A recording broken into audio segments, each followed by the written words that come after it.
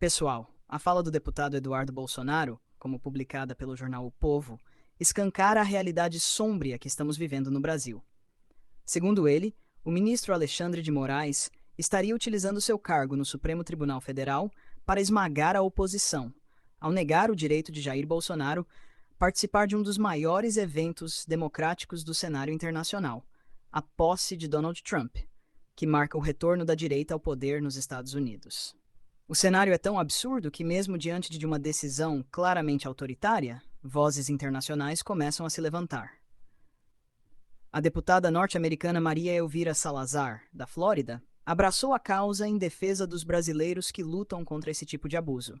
Ela enviou um ofício às autoridades dos Estados Unidos pedindo a cassação do visto de Alexandre de Moraes e de outros ministros do Supremo Tribunal Federal. É um gesto simbólico, mas poderoso, que reflete como as ações do judiciário brasileiro estão sendo vistas no exterior. E Eduardo Bolsonaro foi direto. Donald Trump, conhecido por sua defesa intransigente da democracia e da liberdade, jamais verá como algo saudável ou democrático a decisão de impedir Bolsonaro de estar presente em sua posse. Afinal, Trump entende mais do que ninguém o peso das perseguições políticas e das tentativas de silenciar opositores, algo que ele mesmo enfrentou durante e após seu mandato. A decisão de Moraes, além de ser injustificável, coloca o Brasil no centro de um debate internacional sobre os rumos da nossa democracia.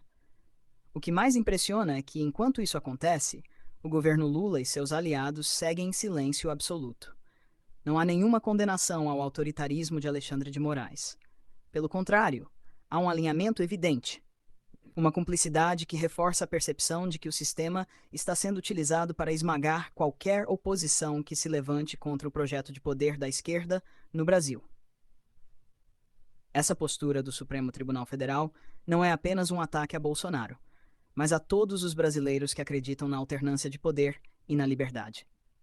É o sistema se fechando sobre si mesmo, usando de todos os meios possíveis, inclusive os mais questionáveis, para silenciar vozes dissidentes. Mas, como vimos com a iniciativa da deputada americana, isso não passará despercebido. A presença de Eduardo Bolsonaro em eventos reservados ao lado de Trump e outros líderes conservadores reforça que o Brasil não está sozinho. Há uma rede internacional de líderes e cidadãos atentos às violações que estão acontecendo em nosso país. E o gesto de levar esse debate ao exterior é um recado claro: não vamos aceitar calados. A luta pela liberdade é global, e figuras como Trump, Eduardo Bolsonaro e Maria Elvira Salazar são peças fundamentais nesse tabuleiro. Meus amigos, este episódio é um lembrete de que a democracia não se resume a eleições. Ela precisa ser defendida diariamente contra aqueles que tentam usá-la como escudo para justificar abusos.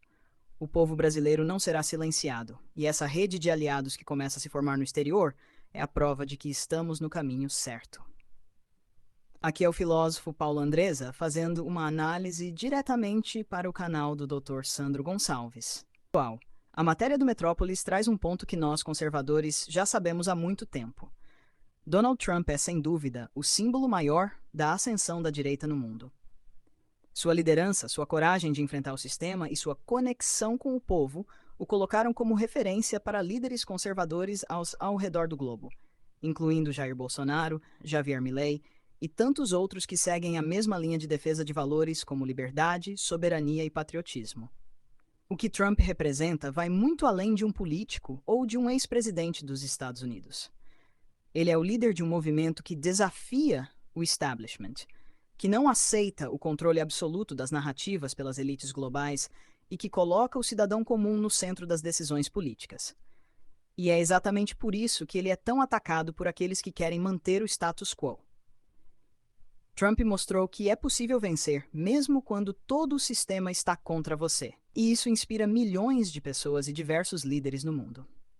Se olharmos para o Brasil, é evidente como Bolsonaro se espelha em Trump.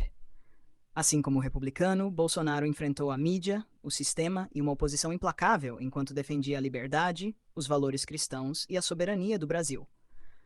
A conexão entre esses líderes não é apenas ideológica, mas também uma demonstração clara de que o conservadorismo não é um movimento isolado. Ele é global e está crescendo. E não podemos esquecer outros nomes que compõem essa onda. Javier Milei, na Argentina, representa a ruptura com décadas de socialismo que destruíram a economia do país. Benjamin Netanyahu, em Israel, é outro exemplo de liderança que coloca a segurança e os interesses de sua nação acima de tudo. Esses líderes juntos mostram que a direita está mais forte do que nunca e que o povo está cansado das velhas políticas que beneficiam apenas as elites. O que incomoda os críticos é que esse movimento não é controlável. Ele nasce do povo, ganha força nas redes sociais e cresce com base na verdade, não em narrativas fabricadas. E é exatamente por isso que líderes como Trump e Bolsonaro são tão perigosos para o sistema. Eles representam uma ameaça real ao controle que as elites políticas e econômicas tentaram manter por décadas. Agora, o que nos cabe, como cidadãos, é continuar apoiando esses líderes e fortalecendo o movimento conservador. A batalha é global, mas começa em cada país, em cada cidade, em cada cidadão que se recusa a aceitar a imposição de uma agenda que despreza os valores tradicionais e a liberdade individual. O sucesso de Trump, Bolsonaro, Milei e Netanyahu mostra que estamos no caminho certo e que a onda conservadora veio para ficar. Aqui é o filósofo Paulo Andreza fazendo uma análise diretamente para o canal do Dr. Sandro Gonçalves. Vamos corrigir um ponto importante sobre o episódio do Nicolas Ferreira e a polêmica envolvendo o Pix. Não se trata de taxar o Pix diretamente, como alguns tentam simplificar, mas sim de criar mecanismos de fiscalização sobre as movimentações realizadas via Pix e cartão de crédito, com o objetivo claro de ampliar a base tributária. Na prática, é mais uma forma do governo meter a mão no bolso do brasileiro, e o vídeo de Nicolas foi certeiro ao expor essa tentativa. O texto publicado no Globo reconhece algo que a esquerda tenta esconder. Nicolas venceu a guerra política. Seu vídeo, direto e eficaz, desmontou a narrativa do governo e escancarou a verdadeira intenção por trás da fiscalização.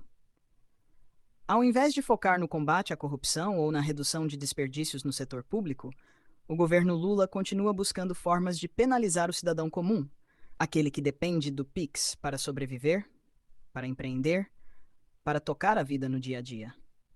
E como a esquerda reage quando perde no campo das ideias? Vai pro tapetão, como diz o título do artigo.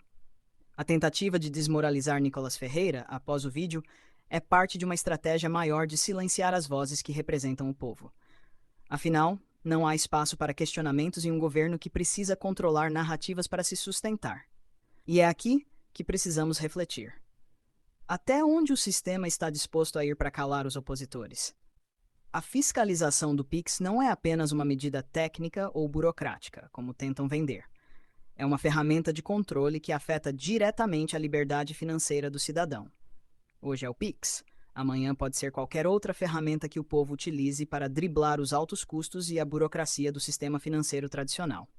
E o vídeo de Nicolas não só denunciou isso, mas também gerou uma reação popular tão forte que o governo teve que recuar.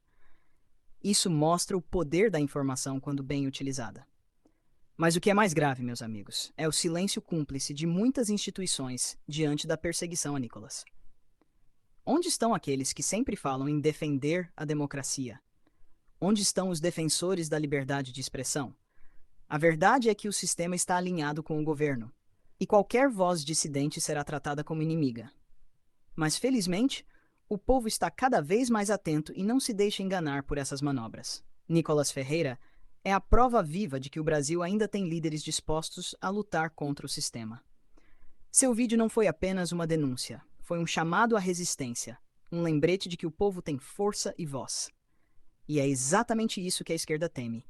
Eles sabem que não podem competir com a verdade, por isso recorrem ao autoritarismo, à censura e à perseguição. E para quem acha que esse episódio se limita ao Pix, está enganado. O que está em jogo aqui é muito maior. Trata-se de defender a liberdade, de garantir que o governo não tenha controle absoluto sobre nossas vidas e nossas finanças. A vitória de Nicolas nessa guerra política é um sinal de que ainda há esperança, de que o povo não está disposto a aceitar passivamente as imposições de um governo que se diz democrático, mas age como autoritário.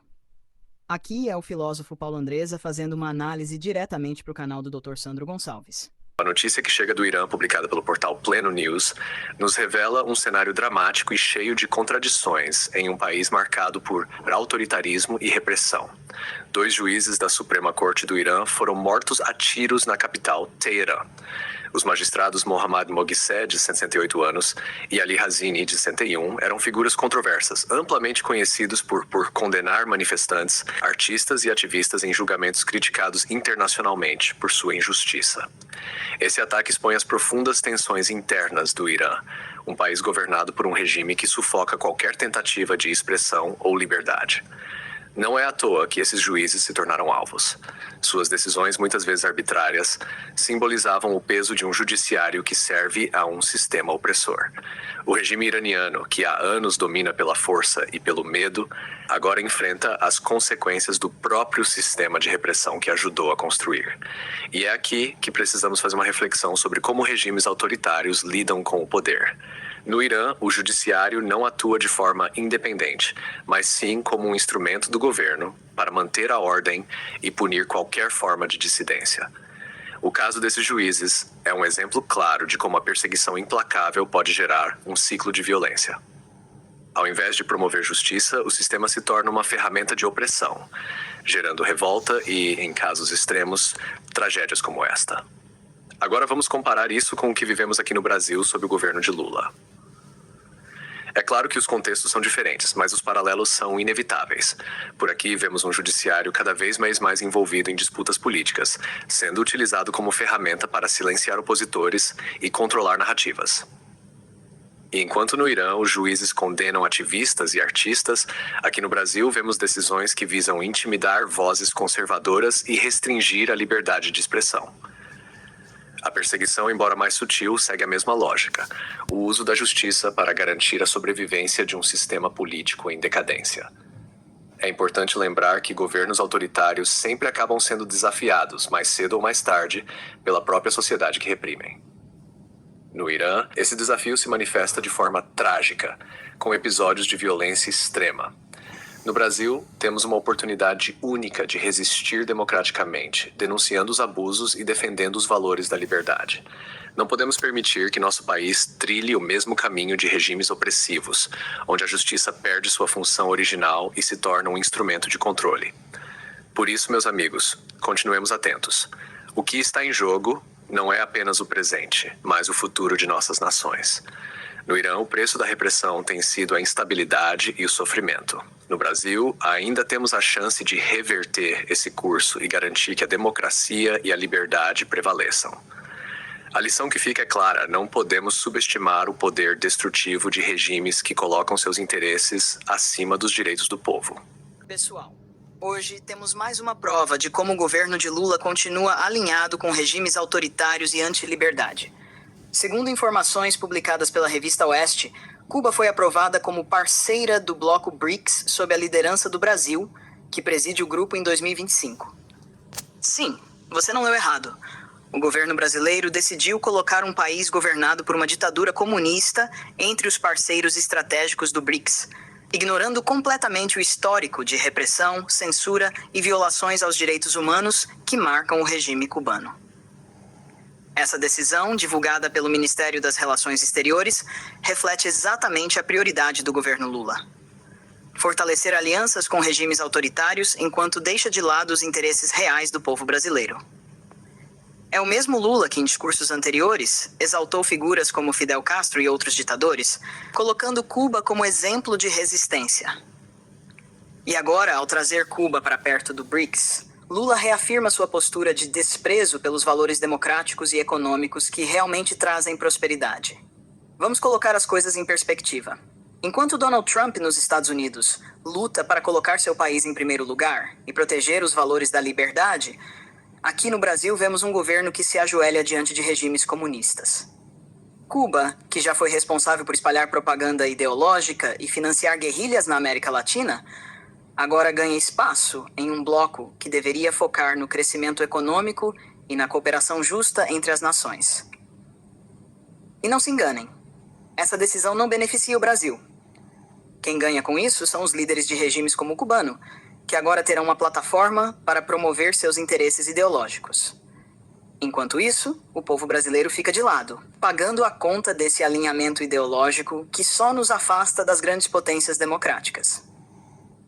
É importante lembrar que o BRICS nasceu como um bloco econômico estratégico, mas sob a gestão de Lula, está se transformando em um clube ideológico que prioriza aliados autoritários em detrimento de alianças que realmente poderiam trazer benefícios ao nosso país. Isso nos leva a uma comparação inevitável com o governo Bolsonaro, que sempre colocou os interesses do Brasil em primeiro lugar. Bolsonaro buscou fortalecer nossas relações com países como os Estados Unidos, liderados por Donald Trump, e Israel, promovendo parcerias que trouxeram resultados concretos. Lula, por outro lado, segue gastando energia para reforçar sua narrativa ideológica, enquanto enfraquece a posição do Brasil no cenário global. E o mais curioso é como a grande mídia tenta normalizar essa aproximação com Cuba, tratando como se fosse uma conquista diplomática. Conquista para quem? Certamente não para o povo brasileiro. É um absurdo ver um governo que deveria estar preocupado com o combate à corrupção, com a segurança pública e com a saúde, investir tempo e recursos para fortalecer regimes falidos como o cubano. Por isso, meus amigos, é mais importante do que nunca continuarmos atentos e vigilantes. O governo Lula pode até tentar nos convencer de que essa decisão é estratégica, mas sabemos que é apenas mais um passo na consolidação de sua agenda ideológica. Não podemos aceitar que o Brasil se torne refém de alianças que só servem para fortalecer ditaduras, enquanto enfraquecem nossa democracia e economia. O futuro do nosso país depende da nossa capacidade de resistir e lutar por um Brasil que valorize a liberdade, a prosperidade e a soberania.